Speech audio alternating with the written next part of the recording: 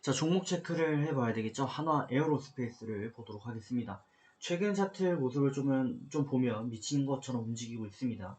일단 이 시작을 발단을 좀 보시게 되면은 한화 에어로스페이스는 굉장히 잘 달리고 있었습니다. 네, 이제 9월달에 주가가 무너지는 모습을 좀 기록을 했고, 당시 일본 기준으로 22평 라인에 대한 지지 포인트가 강력히 이어지고 있었고, 좀 더 짧게 보면은 11선도 잘 이어지고 있었습니다. 네, 파란색 라인이 되겠고, 돌파 마감한 후에 주가는 추가 상승 여력을 유지하다가 이탈 마감한 후에 밀렸다가 돌파 마감한 후 다시 지지를 받고 있는 이런 패턴을 이어가고 있는 것이죠. 그렇기 때문에 주된 지지와 저항 포인트인데, 이 구간을 깨고 뭐 사실상 고점 비 40% 정도인가요? 하락하는 모습을 이렇게 기록을 했는데, 이후 바로 2평 밀집배열 밴드 구간에서 추세의 턴어라운드가 나오더니 뭐 변형됐지만 어쨌든 뭐 상승 인테에 비슷한 흐름에서 턴어라운드 후 지금 45각도 상향 추세가 이어지고 있고, 사실상 V자 반등 곡선을 이어가면서 현재 주가를 기록하고 있는 거거든요. 관련된 이슈 체크를 좀 해보도록 하겠고, 향후 대응 방법도 말씀을 드리도록 하겠습니다. 자, 종목명 한화 에어로스페이스 되겠습니다. 시가총액 3조 6천억대를 기록 중인 기업이죠. 한화에서는 추후 여러가지 산업을 놓고 미래의 산업 동력으로 확보를 하고 있는데, 일단 한화에서 주력으로 보는 건 크게 두 가지인 것 같죠.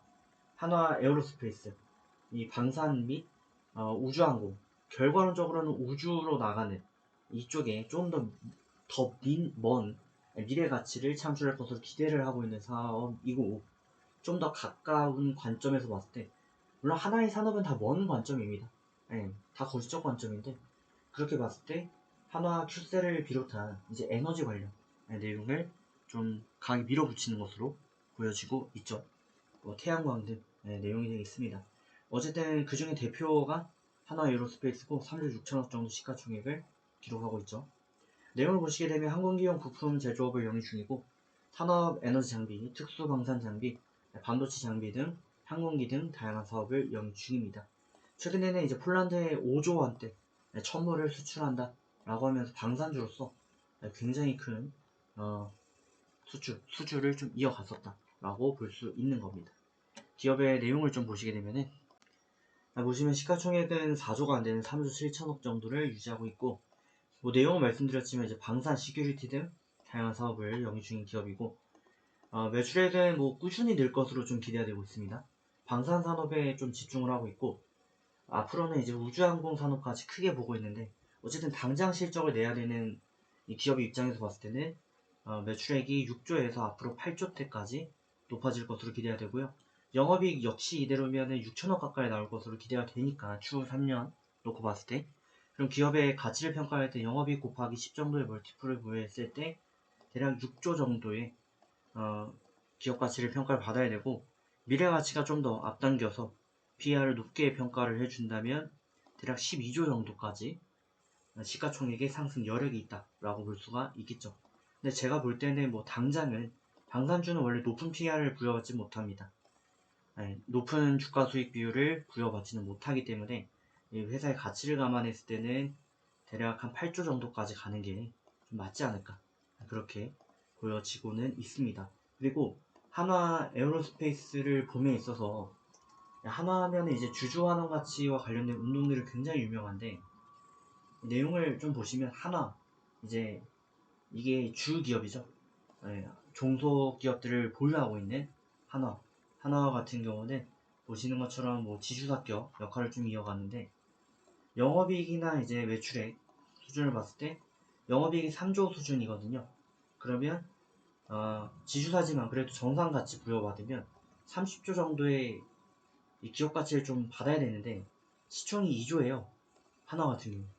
이게 여러 가지 얘기가 있는데, 아무래도 후계 작업으로 인해서 이렇게 되는 거다라는 말이 있거든요.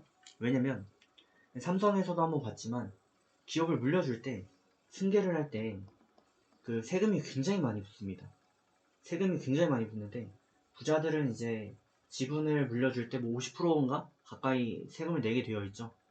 그거를 감안을 했을 때 일부러 기업 가치를 희석시켜가지고 기업을 쓰레기로, 일단 쓰레기라는 표현 좀 그렇고 어쨌든 좀 낮게 평가를 받게 해가지고, 2조일 때 세금 내면 예를 들어 1조잖아요.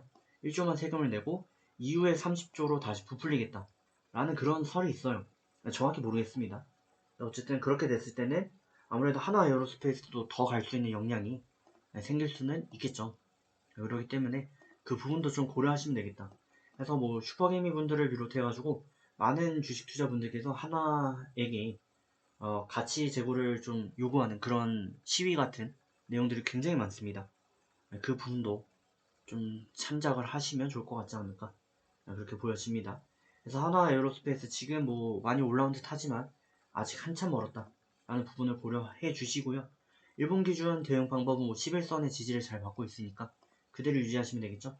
그래서 일본 기준 11선 초록색 라인, 파란색 라인 이탈 마감 시에만 매도, 그러지 않으면 가져가시는 전략 유효하겠습니다. 자, 그럼 조만간 다시 또 말씀 올리도록 하겠습니다.